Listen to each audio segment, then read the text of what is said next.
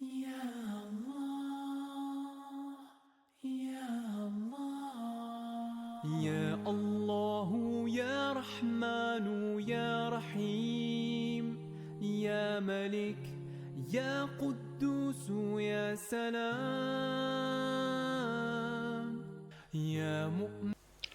أعوذ بالله من الشيطان الرجيم بسم الله الرحمن الرحيم الحمد لأهله والصلاة على أهلها والسلام على من اتبع الهدى أما بعد السلام عليكم ورحمة الله تعالى وبركاته. What is free will and determinism? This is a very important question that many intellectuals, many philosophers, they ask themselves, and it is very difficult to understand within the society of mere people or in a layman's language.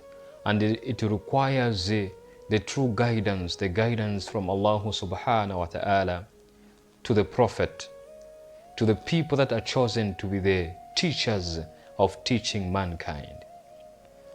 But nevertheless, for us to understand pretty well what is free will and what determinism is, we firstly have to understand the concept of monotheism. The concept of monotheism revolves around independent effectuality, meaning that Allah subhanahu wa ta'ala must be understood that He is self-sufficient. That means that the formation of man or the composition of a human being revolves around an understanding of monotheism, the unity and oneness of Allah subhanahu wa ta'ala, by knowing the existence that Allah, He is within the independent effectuality. So, for us to really understand the freedom that man has, the freedom to decide and the freedom to choose what he is about to do, it requires good understanding of the concept of Allah subhanahu wa ta'ala Himself.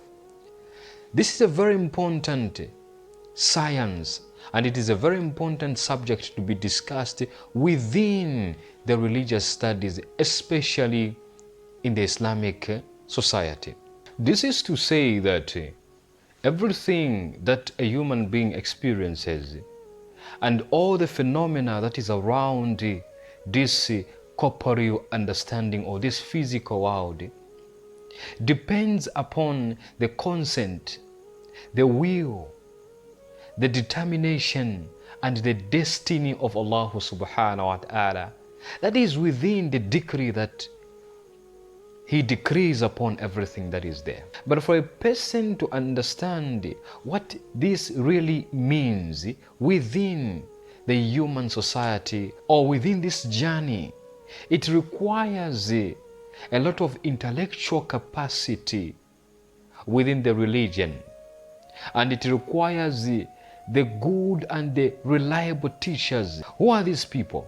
Firstly, it is the Prophet Muhammad sallallahu alayhi wa alihi wasallam and the infallible saints. Who are these infallible saints? These are the people that are from the household of the Prophet Muhammad sallallahu alayhi wa alihi wasallam. These are not just people like you and me. These are the people that have been chosen by Allah subhanahu wa ta'ala through the Prophet Muhammad sallallahu alayhi wa alihi wasallam to teach the people, to make the people understand.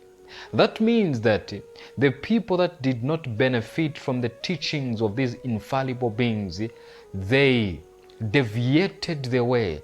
Along the journey, they misunderstood the concept of free will and the concept of determinism within the independent effectuality of Allah subhanahu wa ta'ala by misinterpreting the concept of monotheism. These people that deviated from the teachings of these infallible beings, the teachings of the Imams, they presumed that monotheism in independent effectuality means that all causation within existence goes back to the will of Allah subhanahu wa ta'ala. Meaning that everything that happens around the phenomena, it is the will of Allah subhanahu wa ta'ala. It is the decree of Allah subhanahu wa ta'ala.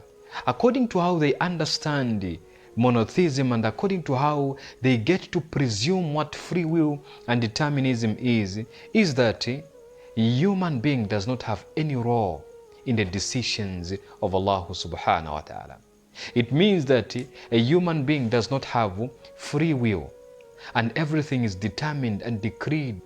For them, whatever happens in the life of a human being, whatever happens in the society comes from God. It might be evil and it might be good. That is what they say. This is the deviated path of understanding what free will is and what determinism is, and also what monotheism in independent effectuality is. When it is taken to be in this way, it means that in the actions of man there shall be no any responsibility, there shall be no any accountability, and this would not make sense for the creation of man. What is the purpose of creation of man? And also, what is going to be the purpose of this universe? There's never going to be the purpose of the universe. There's never going to be the purpose of the creation of man if everything and all causations goes back to the will of Allah subhanahu wa ta'ala. That man does not have any role to play within it. This is going to be so much causing problematic in understanding that man does not have free will. When we say that everything that happens in the human being's life goes back to the will of Allah subhanahu wa ta'ala without an intermediary who is man, this is going to be so much absurd. Why? Because there's never going to be an understanding of giving credit to the most important gift within the characteristic of man. And that important gift is what? Is a freedom, which is the free will, the willpower that is within man, the willpower that is within an understanding and within the essence of man. The human soul is not going to benefit if man does not have free will or choice for his actions. Then there will be no question of responsibility, reward, or chastisement on the day of judgment, because man will be doing things that are predetermined for him, and man will be like a puppet who Allah subhanahu wa ta'ala is going to use without giving him the freedom to choose what he wants to do. And what will be the purpose of judgment day if man does not have freedom, if man does not have free will? It means that these people that have presumed that determinism and whatever man does has been determined by Allah subhanahu wa ta'ala.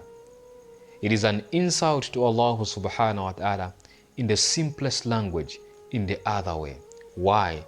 It means Allah subhanahu wa ta'ala is not a just Allah, because He is going to give reward to a person He was controlling. At the same time, He is going to give chastisement or punishment to the human being He was controlling.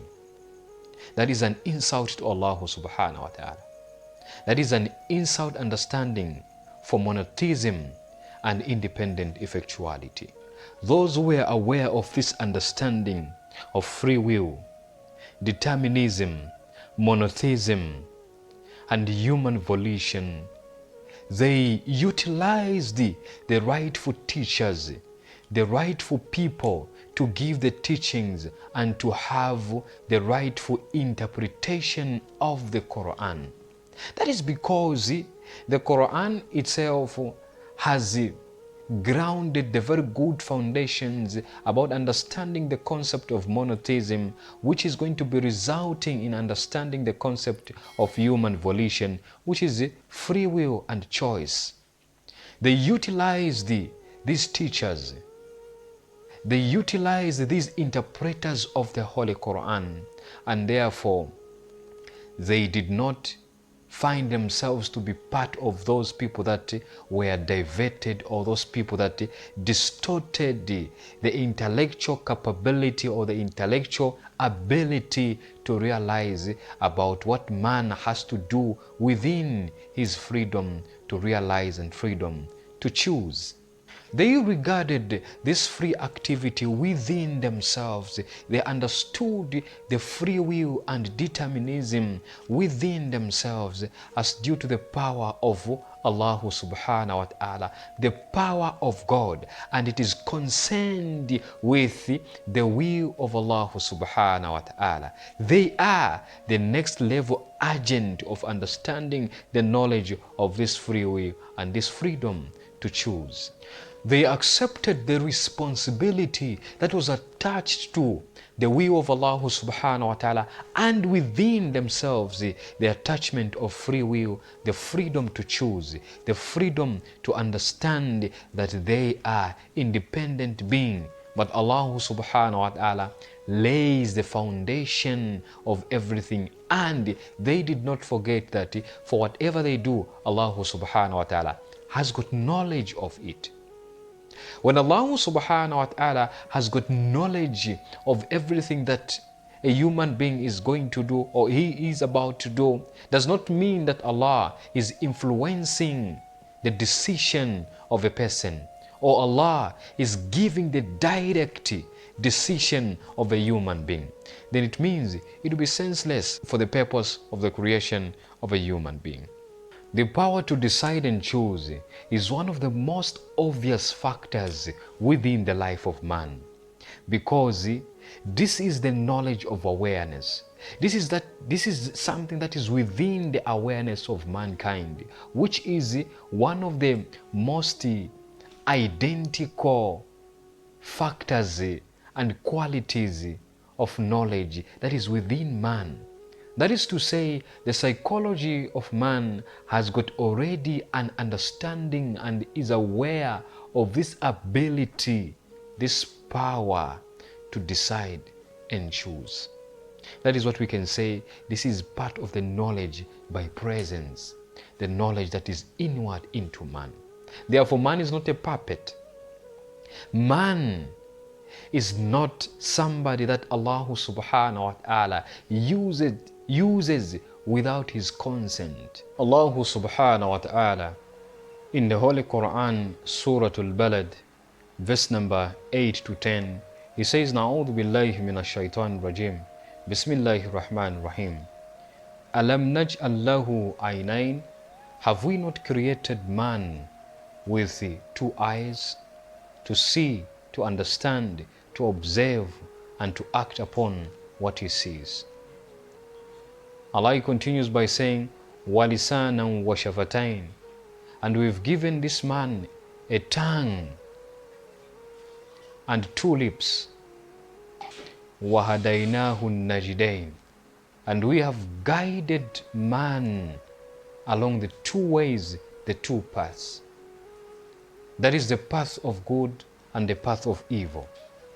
The most important part of this verse that makes us understand the point of discussion we are talking about here is the last part of this verse. وَهَدَيْنَاهُ النَّجِدَيْنِ, and we have guided man along the two paths, the path of good and the path of evil. For Allah subhanahu wa ta'ala to give you two ways, it means there is a concept of free will in these two ways that Allah is giving you. Why am I saying so? It is because between the two ways you are going to choose. Either you will decide to have the path of goodness or the path of evil. That is why it is like that. So it doesn't make sense when we talk about human volition or we talk about free will and we say that everything that we do goes back to Allah subhanahu wa ta'ala, and therefore we have got no influence in whatever we do. We are responsible for whatever we do as human beings. That is why there is going to be the day of judgment for the reward and for the chastisement. That is the purpose of the the creation of a human being, to have the concept of free will and to have the concept of freedom and the power to decide and to choose to make decisions. Allah subhanahu wa ta'ala in Surah Al-Insan, verse number 2 to 3, He says, Na'udhu billahi minash shaitanir rajim, Bismillahir Rahmanir Rahim. Inna khalaqna al-insana min nutfatin amshajin nabtali. Indeed, we have created man from the mixture of the drop of some fluid that we should test man.